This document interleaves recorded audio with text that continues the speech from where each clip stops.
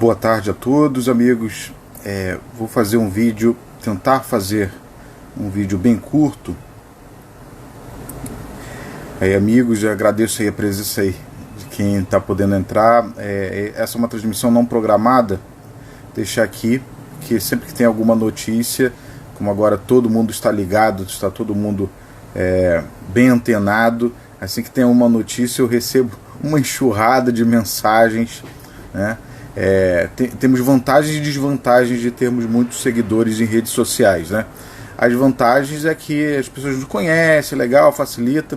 A desvantagem é que as pessoas nos conhecem e também nos mandam muitas perguntas, né? E eu vou falar hoje sobre a Lei 4.010, né, publicada hoje. Finalmente a Presidência da República sancionou a lei com alguns vetos, e alguns vetos um veto específico que afeta a vida de condomínios. Inclusive foi o maior destaque da Presidência da República, no post que a Presidência da República fez nas suas redes sociais, né, o presidente Jair Bolsonaro. Ele colocou no Facebook, no Twitter, fez um comentário dando as razões do veto do artigo 11 aplicável a condomínios edilícios. Não mencionou os outros, mas nas razões de veto tem as motivações, né, que foi publicado hoje, dos demais artigos. O que eu vou fazer aqui? Eu vou fazer alguns comentários sobre o artigo 11, 12 e 13 da Lei 14.010, falando sobre isso. Primeiro, artigo 11, que foi o artigo vetado pelo Presidente da República, diz respeito à ampliação das atribuições do síndico. O síndico tem as atribuições previstas em lei ou em convenção. Perdão, amigos, a minha noiva me ligou bem no meio da transmissão, não pude atendê-la. Daqui a pouco eu retorno, até porque hoje é dia dos namorados, não posso fazer essa desfeita com ela. Mas é breve, esse vídeo é bem breve. As restrições de áreas comuns, então seria a ampliação do artigo 1348. Pelas razões do veto, que eu prefiro ignorar as razões do veto. E por que eu digo isso? Porque não vejo procedência nas razões do veto. O mais importante é qual a consequência jurídica desse veto. Na minha opinião, nenhuma. Porque os síndicos já estavam dentro das suas atribuições previstas no artigo 1348, inciso 2, que fala que o síndico representa o condomínio em seus interesses. E também o artigo 1336, que fala que o condômino não pode prejudicar a saúde dos demais, mesmo na utilização da própria unidade autônoma. Então, o artigo já era chover no molhado. Eu já tinha publicado um trabalho a respeito disso, fazendo análise da primeira versão do projeto de lei 1179, já falando isso, né? Um amigo também, Cristiano de Souza, de São Paulo, também falou isso. Na verdade, o artigo é chover no molhado. Então, mas se tivesse o artigo, daria mais segurança, minimizaria a resistência. O que acontece é exatamente isso. Por conta da razão do veto, por causa do post da Presidência da República, alguns condôminos ficaram inflamados, interpretando de que o veto seria de que, na verdade, o síndico não pode fazer. Na opinião da Presidente da República, sem dúvida, essa foi a opinião dele. Não é a opinião da maioria do judiciário, quando essa restrição é feita com razoabilidade, né? Feita com razoabilidade, tudo bem. Se o síndico excede seu mandato de forma abusiva, excessiva, né, assim, muito exagerada, ele responde por isso, lógico, não muda nada. Mas isso gerou, e é o motivo desse vídeo, muitas mensagens em relação a isso. Tá? O artigo 12 fala da Assembleia Condominial feita na forma remota. Então ele fala que pode ocorrer por meios virtuais até o dia 30 de outubro.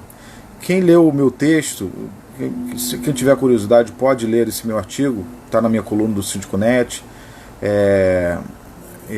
Não sei se em outros também, como no Migalhas, não me lembro. O Síndico.net certamente está. Eu já tinha falado uma crítica a respeito desse artigo 12, porque dá a entender, e esse artigo é o mesmo desde da concepção do projeto, dá a entender de que eu só posso fazer assembleia remota até 30 de outubro. ou seja, como se fosse uma reunião excepcional. Só que condomínios já faziam assembleias virtuais. Tá bom, não era a maioria, não é. Mas vejo a redação realmente poderia ser aperfeiçoada. Mas de qualquer forma, é o que nós temos para hoje. E isso ajuda porque aqueles condomínios que têm uma resistência maior, e principalmente os advogados dos condôminos, do próprio condomínio, que tem uma resistência quanto a isso, tem uma autorização legislativa, então isso ajuda, contribui, né? Se vocês tiverem curiosidade, podem ver os demais vídeos que eu falo defendendo a Assembleia Virtual, desde, claro, bem pensada, bem montada pelo jurídico do condomínio, para viabilizar a participação e voto de todo mundo. E tem pessoas que não vão conseguir participar virtualmente, mas aí você cria um canal, cria um caminho para aquela pessoa, aquele estereótipo, né? O idoso que não sabe mexer em mecanismos eletrônicos.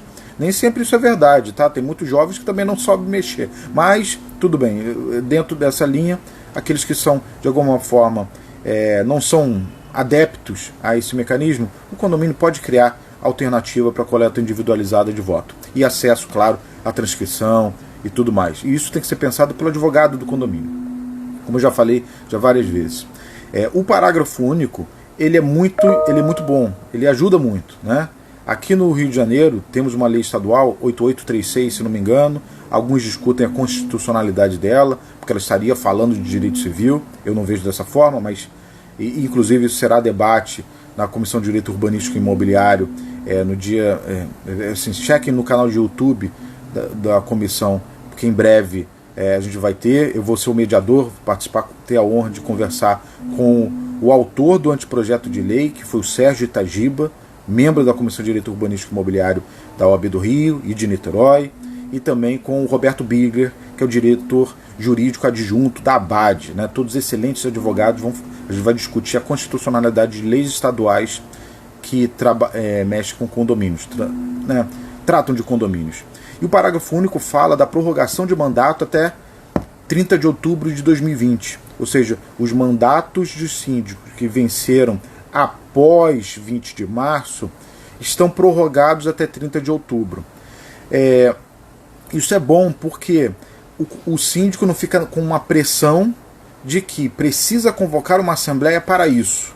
Ele pode convocar para outras coisas, né? Restrição das áreas comuns, ratificar as multas que aplicou, prestação de contas, se ele achar, o que ele desejar, mas pelo menos essa pressão não existe.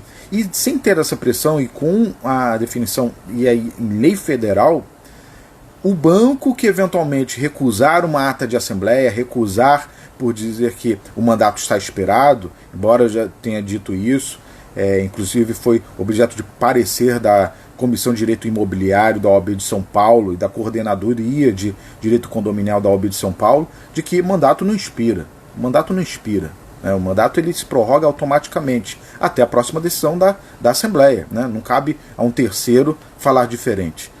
Mas essa lei ajuda nisso. Então, se o banco bloqueia a sua conta porque o seu mandato está expirado, você usa essa lei. E como é da União, não tem nenhuma discussão de constitucionalidade. Então isso é muito positivo.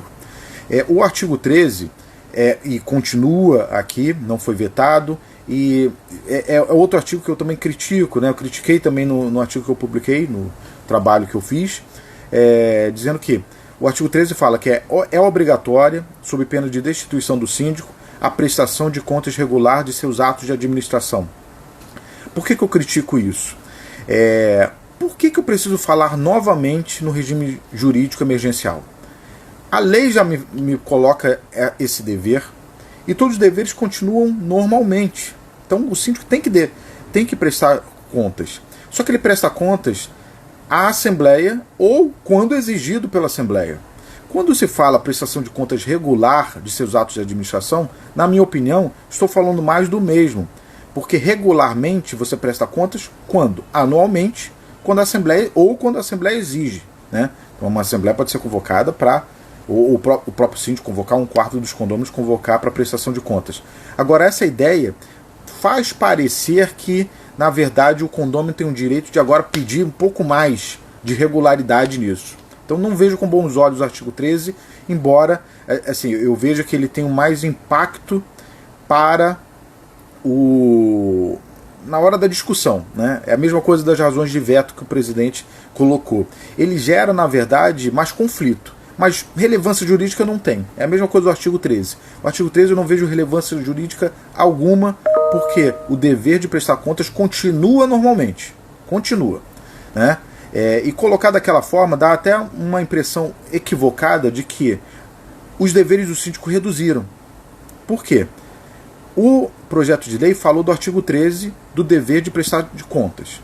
E o dever de conservar as áreas comuns? E o dever de cobrar os condôminos? Todos eles continuam normalmente. Então não vejo realmente necessidade de destacar esse dever. Talvez fosse, não sei, porque pelo menos eu não vi o doutor Otávio, né, grande especialista da USP, que foi o autor do anteprojeto de lei, né, do regime jurídico emergencial para as relações privadas. Eu não sei se esse foi o entendimento dele, mas eu presumo que talvez o artigo 13 tenha sido pensado para que o síndico tenha a noção de que é o seguinte: estamos em pandemia, mas não virou bagunça, né? Você não pode fazer qualquer coisa. Até compreendo, né, nesse ponto, mas acho que gera mais conflito. Basicamente era isso, tá, amigos? Desculpa não programar a live. Na verdade, o objetivo não era nem tanto a live. Eu estou gravando aqui, depois eu coloco no canal de YouTube, tudo. Agradeço aqui a presença de todos que estavam aqui comentando, mas basicamente é isso, tá? As razões de veto, na minha opinião, devem ser ignoradas. Tem algum embasamento jurídico? Tudo tem embasamento jurídico, amigos, tudo tem. Mas faz parecer com que os síndicos estão gostando muito dessa situação, né? De repente um ou outro esteja gostando mesmo, né? Eu não conheço, mas de repente alguém esteja gostando desse momento. Mas a verdade é que a responsabilidade do síndico do condomínio aumentou sobremaneira, né? E ninguém gosta disso, sinceramente, né? Ninguém gosta disso. E existe uma concepção. Ontem participei de assistir uma transmissão do professor Gustavo Clô, grande amigo. Recomendo até que o assistam. Ele faz lives quase todos os dias. E ontem ele comentou, ontem ou anteontem ele comentou sobre isso. Acho que foi ontem. E ele falou como que existe agora um clima desse entendimento libertário, né? De que meu direito de ir e vir, meu direito de fazer o que eu quiser com a minha propriedade, de forma muito enérgica, né? Veja que, sem dúvida, a gente tem que sempre preservar os valores, principalmente aqueles constitucionais, que é o direito de ir e vir, que é o direito de usar a sua propriedade, mas ainda acho que mais à frente disso vem o direito à saúde, né?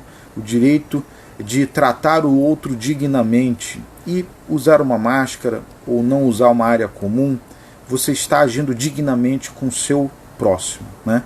É lógico que o condomínio pode tomar uma decisão diferente, mas a gente tem que entender isso, né?